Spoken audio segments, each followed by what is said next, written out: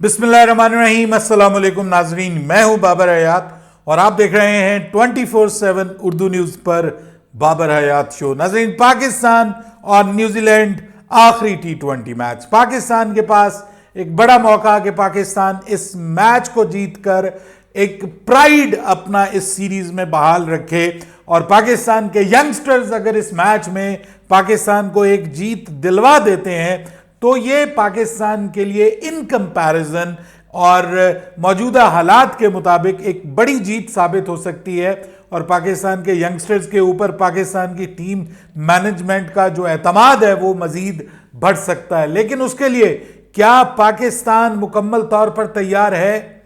क्या पाकिस्तान की प्लेइंग 11 इस किस्म की होगी कि पाकिस्तान के यंगस्टर्स को प्रॉपर मौका दिया जाए, या फिर यंगस्टर्स को बिठाकर पुराने बाबों को मौका देने का इम्कान है? एक बार फिर से इसके ऊपर बात करेंगे। क्या पाकिस्तान की प्लेइंग 11 होने जा रही है और क्या होनी चाहिए?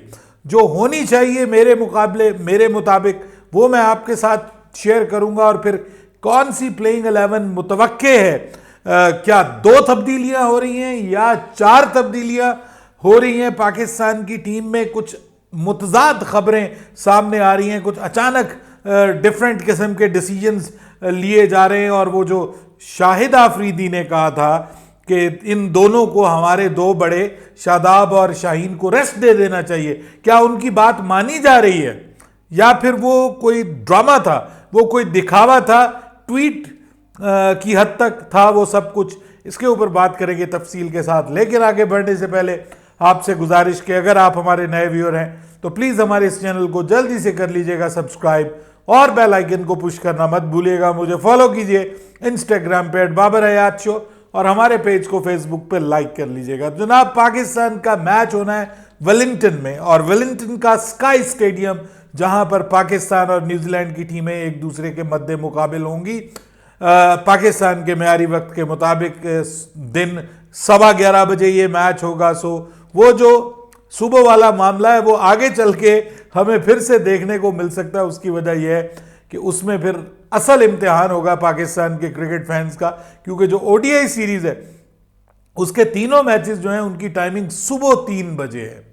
और खैर 29 वाला मैच तो आप थोड़ा सहरी के लिए अर्ली उठ जाइएगा तो वो आप कर लेंगे, उसका कोई ना कोई हिसाब किताब हो जाएगा। लेकिन बात यह है कि मुस्तकिल सहरी के वक्त उठ के उसको देखना वो भी एक प्रॉब्लम है।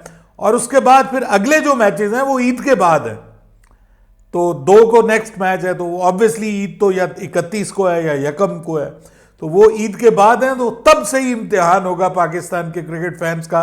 तो जो बाबर के फैंस होंगे वो तो सर उठेंगे। बाबर को काफ़ी अरसे के बाद देखना है, और अगर अब बाबर पाकिस्तान के T20 स्क्वाड का हिस्सा नहीं बनते तो फिर पाकिस्तान के क्रिकेट फैंस के लिए ये खबर है कि कम अज़ कम वो एशिया कप तक पाकिस्तान की तरफ से दोबारा खेलते हुए नजर नहीं आएंगे पाकिस्तान की तरफ से, ना बाबर आजम ना मोहम्मद रिजवान। उसकी क्या वजह है?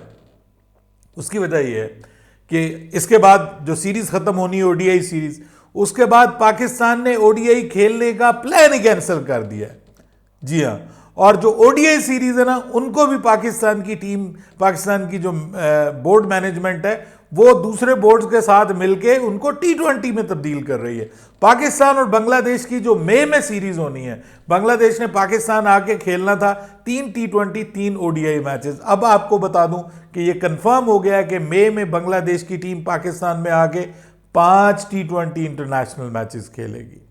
उसके बाद फिर मैं आपको मजीद बताऊं कि जुलाई में पाकिस्तान ने बांग्लादेश जाना है, और वहां पर जाकर पाकिस्तान जो है वो ओडीआई मैचेस वहां भी नहीं खेलेगा। इस हवाले से भी फैसला हो गया, और पाकिस्तान की टीम वहां पर भी जाके T20 मैचेस खेलेगी। तो जुलाई में, मई में, जून में वैसे क्रिकेट नहीं होनी, जुलाई तक आप उनको देख नहीं सकते। अगस्त में अब देखते हैं कि मुमकिन है वेस्ट इंडीज में भी जाके जो है वो पाकिस्तान तब्दील कर ले और वहां भी ओडीआई सीरीज ना हो, क्योंकि आगे 2026 है उसमें T20 वर्ल्ड कप होना है। तो सब टीमें T20 क्रिकेट की तैयारी कर रही होंगी और 2027 में जाके ओडीआई वर्ल्ड कप होना है, तो इसलिए मेरे ख्याल में तो बहुत मुश्किल हो जाएगा। तो बाबर आजम के फैन से गुजारिश है कि वो ज़रूर जाग के देखें, हू नोज़ के वो दोबारा बहुत जल्दी आपको पाकिस्तान की किट में खेलते हुए नजर ना आए।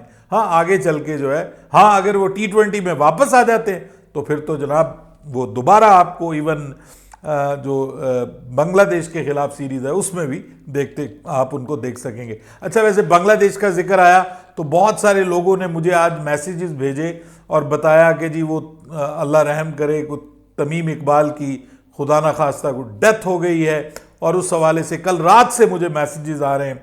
डॉक्टर फैज साहब ने भी एक ये मैसेज किया मुझे, उसके बाद हमारे दोस्त नोमान हैं ऑस्ट्रेलिया में होते हैं, उन्होंने मुझे कहा, मैंने सबको कहा कि ये फेक न्यूज़ है।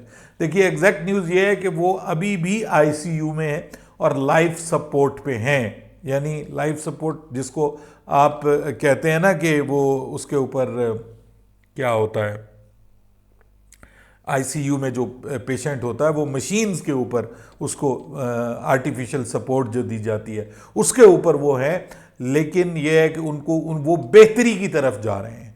खबर ये है कि वो बेहतरी की तरफ हो जा रहे हैं, उनकी एंजियोप्लास्टी की गई है। डॉक्टर फैज साहब ने मुझे कंफर्म किया कि जी एंजियोप्लास्टी होती है, इसमें स्टंट्स डलते हैं, तो उनको स्टंट्स डाल दिए गए हैं।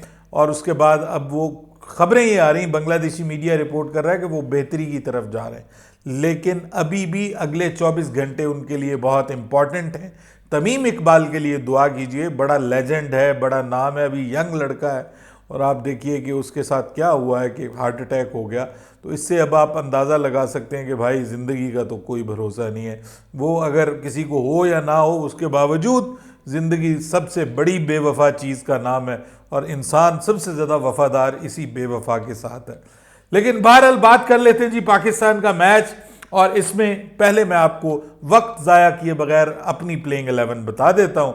मेरे ख्याल में जो पाकिस्तान की प्लेइंग 11 है उसमें सर मेरे ख्याल में तो 3-4 तब्दीलियाँ कर देनी चाहिए, और जो बेंच पे बैठे हुए लड़के हैं ना उनको मौका दे देना चाहिए। मैंने कल भी कहा था कि मेरे ख्याल में मोहम्मद हारिस को बिठा के अगर आप उसकी जगह उस्मान खान को एक मैच के लिए मौका दे दीजिए, कोई फ़र्क नहीं पड़ता। मोहम्मद हारिस आपके प्लान्स का हिस्सा है, कोई प्रॉब्लम नहीं है, वो आप उसको दोबारा 4 मैचेस आप खिला चुके हैं, अगली सीरीज़ भी वो खेलेगा आपके T20 एशिया कप में भी, और वर्ल्ड कप के प्लान का भी हिस्सा बन गया है वो।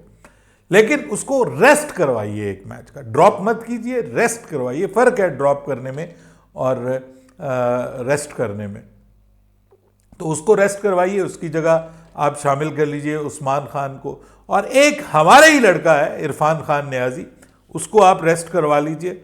और उसको रेस्ट करवाने के बाद नहीं, इरफान खान नियाजी को नहीं नहीं नहीं नहीं नहीं नहीं इरफान खान नियाजी को नहीं, शादाब खान को, माफ़ कीजिएगा, दूसरा शादाब खान को रेस्ट करवाइए, और शादाब खान की जगह आप टीम का हिस्सा बनाइए उमैर बिन यूसुफ को। अब उमैर बिन यूसुफ ओपनिंग कर सकते हैं, नंबर 3 के ऊपर उस्मान खान आ सकते हैं, नंबर 4 के ऊपर जो है वो आगा सलमान हो जाएंगे, नंबर 5 के ऊपर फिर शादाब की जगह इरफान खान नियाजी हो जाएंगे, और नंबर 6 के ऊपर खुशदिल शाह, नंबर 7 के ऊपर जो है वो अब्दुस समद। अच्छा, नंबर 8 के ऊपर सर आपको लेके आना चाहिए अब्बास आफरीदी को, ठीक है, नंबर 8 के ऊपर अब्बास आफरीदी अपनी जगह पे, मुझे तो वैसे वो किसी भी सूरत में टीम से बाहर जाते हुए नज़र नहीं आ रहे। नंबर 9 के ऊपर आई थिंक सो आपको सुफियान मुकीम को इस मैच में मौका देना चाहिए।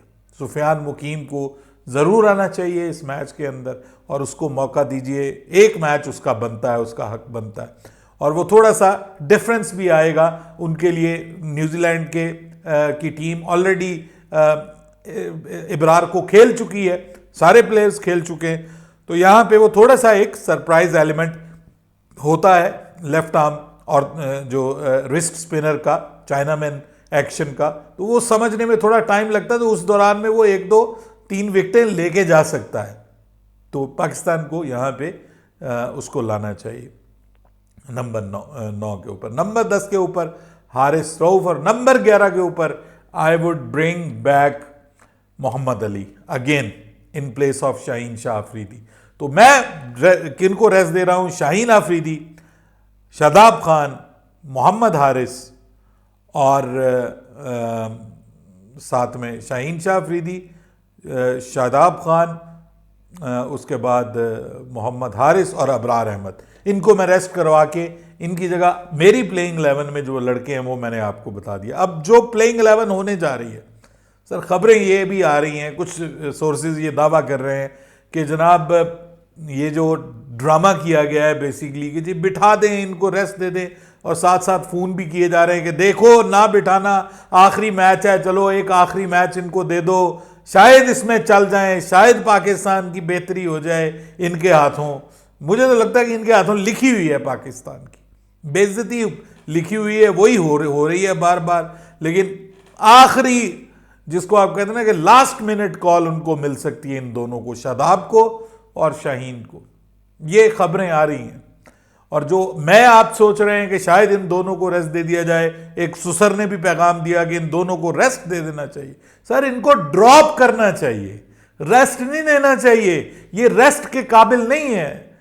They deserve proper shut up call from the team कि भाई जाइए, जाके डोमेस्टिक में खेलिए। आपकी जो गर्दनों में सरिये हैं, शाहीन शाह अफरीदी ना डोमेस्टिक खेलता है, ना कोई गल ना कोई बात, बस पीएसएल खिलवा लो इससे और अपनी टीम में खिलवा लो। गर्दन में सरिया शदीद किस्म का, तकब्बुर काहे का भाई। पिछले मैचेस में आपका जो रिकॉर्ड है, दुनिया हंस रही है आपके ऊपर, हंस रही है दुनिया आपके ऊपर, और आप इस किस्म की हरकतें कर रहे हैं। बहरहाल मेरे हिसाब से तो इनको ड्रॉप करना बनता है। हाँ, रेस्ट आप देना है तो आप हारिस को रेस्ट दे दीजिए, रेस्ट आपने देना है तो आप इवन इरफान खान नियाजी को आप रेस्ट दे दीजिए, रेस्ट देने में कोई हर्ज नहीं। आपने 3-4 मैचेस दे दिए, आखिरी मैच में रेस्ट दे दीजिए, बाकी वो आपकी टीम का हिस्सा है, उनको रेस्ट दे दीजिए। लेकिन सर होने क्या जा रहा है, होने ये जा रहा है कि जो पाकिस्तान की प्लेइंग 11 बन रही है ना, वो मैं आपको बता देता हूँ कि चांसेस हैं कि उमैर और उस्मान टीम का हिस्सा बन जाए, ये चांसेस हैं। इन दोनों के हवाले से खबरें आ रही हैं कि इनके चांसेस हैं कि उमैर और उस्मान टीम का हिस्सा हों, और अगर उमैर नहीं भी आते तो उस्मान के तो काफ़ी हद तक चांसेस हैं। और ख़बर यह आ रही है कि उस्मान को इरफान खान नियाजी की जगह टीम का हिस्सा बनाया जाएगा, और जो उमैर बिन यूसुफ है उनको जो है वो मोहम्मद हारिस की जगह टीम का हिस्सा बनाया जाएगा। तो मोहम्मद हारिस और इरफान खान नियाजी दोनों को रेस्ट दिया जाएगा, और इनकी जगह ये 2 बल्लेबाज आएंगे। तो शादाब और शाहीन को रेस्ट नहीं दिया जाएगा। जहां तक बात स्पिनर की है तो वहां पे खबर ये आ रही है कि अबरार अहमद जो है उनकी जगह सुफियान मुकीम को चांस मिल सकता है, 50-50 चांसेस हैं। और शाहीन की जगह मोहम्मद अली को तो दोबारा नहीं खिलाया जाएगा, शाहीन शाह अफरीदी खेलेंगे और शादाब खान अपनी जगह पे मौजूद रहेंगे। तो वजह क्या है? वजह यह है कि भाई पैसा, पता नहीं दोबारा इंटरनेशनल T20 खेलना या नहीं खेलना, तो पूरी सीरीज के तो भाई रोकड़ा इकट्ठा करने दो उनको। मुझे तो यही समझ आती है कि जो मैच फीस बनती है सर, मैच फीस भी नहीं छोड़ने के लिए तैयार। ये मैच फीस जो बनती है ना, मैच खेल के T20 के आई थिंक सो कोई 6-7 लाख रुपया मैच फी है, वो जो बनती है वो छोड़ने को तैयार नहीं है, और कहते हैं कि चलो आगे चल के पता नहीं खेलना है या नहीं खेलना तो इनकी मैच फीस दे दी जाए। देखिए, मैंने अपनी 4 तब्दीलियां बता दी, यहां पे अब कौन सी होती हैं, ये 2 होती हैं या मेरे वाली 4 होती हैं, ये अभी हमें इंतजार करना है, या 3 होती हैं। इवन आप 3 कर लीजिए, उस्मान को खिला लीजिए, अगर नहीं खिलाना चाह रहे आप उमैर बिन यूसुफ को तो उस्मान को खिला लीजिए, और साथ में इन दोनों साहिबान को बिठा के एक की जगह जो है वो सुफियान मुकीम ले आइए और दूसरे की जगह मोहम्मद अली ले आइए, आपकी टीम परफेक्ट हो जाएगी। और मजे की बात यह है कि यहां पर अगेन ये win the toss and bat first का मैदान है। आज हल्की फुल्की बारिश हुई है वेलिंगटन में, लेकिन मैच के दिन कोई बारिश के इम्कानात नहीं है। क्लाउडी हल्का फुल्का वेदर हो सकता है, लेकिन बहुत ज़्यादा बहुत ठंड नहीं है। पाकिस्तान के हिसाब से हमारे जस्ट लाइक एबटाबाद, यहाँ का जैसा वेदर है इस वक्त कोई 21-22 मैक्सिमम और 9-10 जो है वो मिनिमम, 8-9-10, तो इस तरह का वेदर ही है वहाँ पे। तो ये बड़ा प्लेजेंट मौसम है क्रिकेट के लिए, परफेक्ट वेदर होगा।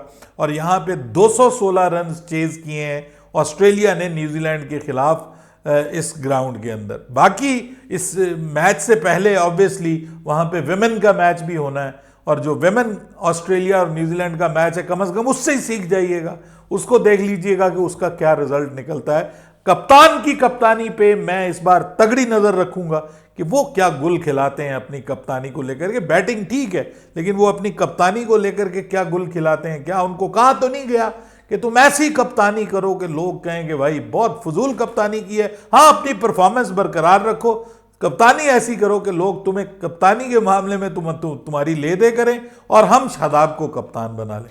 क्रिकेट में बहुत अजीबोगरीब चीज़ें होती हैं, बहुत हैरान कुन चीज़ें होती हैं जो शायद मेरी और आपकी सोच और अप्रोच के मुताबिक मतलब उससे बिल्कुल हट के हैं। सर ये गोरख धंधा है और गंदा धंधा है, मैं आपको बताऊं। और ये वो है कि जिसमें पैसा इन्वॉल्व है और यहाँ पे टके टके के लोग आपसे जो है वो पैसा डिमांड करते हैं कि अगर आगे आना चाहते हो तो तुम ये करो वो करो।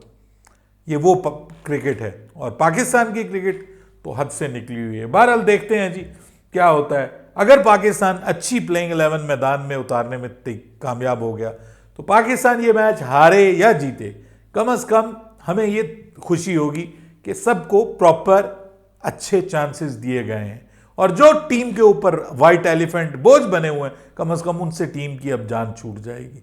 Let's see, hope for the best. इंशाल्लाह उम्मीद है पाकिस्तान के यंगस्टर्स इस मैच में अच्छा परफॉर्म करेंगे। ये कोई मुश्किल ग्राउंड नहीं है। उम्मीद है कि बल्लेबाज इसमें परफॉर्म करेंगे और कुछ अच्छी खबर हमें सुनने को मिलेगी। अपनी राय दीजिएगा कमेंट सेक्शन में। बाबर हयात को इजाज़त दीजिएगा। अल्लाह हाफिज़।